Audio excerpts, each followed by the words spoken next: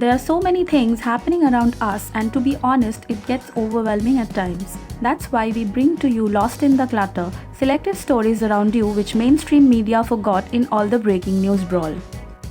Aviation players have sought a 30% reduction in aeronautical charges from the government as the industry battles the ravages of coronavirus that has seen a flurry of cancelled flights. The passenger numbers have declined considerably, which has badly affected the cash flow of the airlines. In the last 1 month, over 600 international flights to and from India have been cancelled for varying periods. Close to 500 of these were by foreign carriers and rest by Indian operators flying overseas.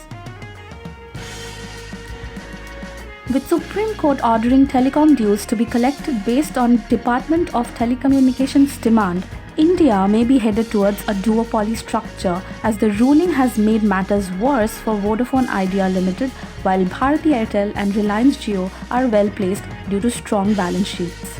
The Apex Court rejected the adjusted gross revenues dues determined by telcos through a self-assessment exercise and ordered them to pay the principal together with interest and penalties, and failure to do so would be tantamount to contempt of court.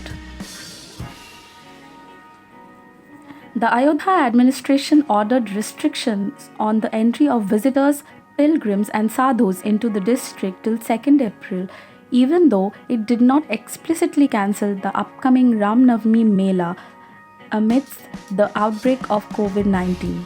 The district administration invited heavy criticism after it appeared that it was pushing ahead with the annual Ram Navami Mela despite precautionary measures laid down by the state against any form of congregations. The flow of information is essential to curbing a pandemic, yet on March 17, China took a dramatic step towards throttling it.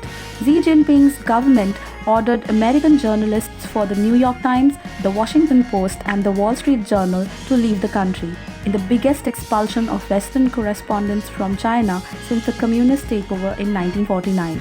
The world sorely needs objective reporting on the place with the longest experience of fighting COVID-19.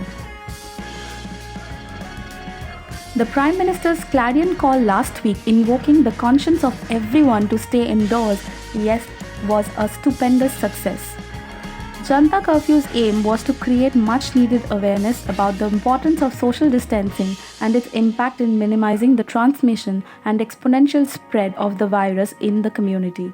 However, at a few places in India, people got carried away and instead of applauding from their balconies and terraces, they hit the streets with conscious metal plates and bells.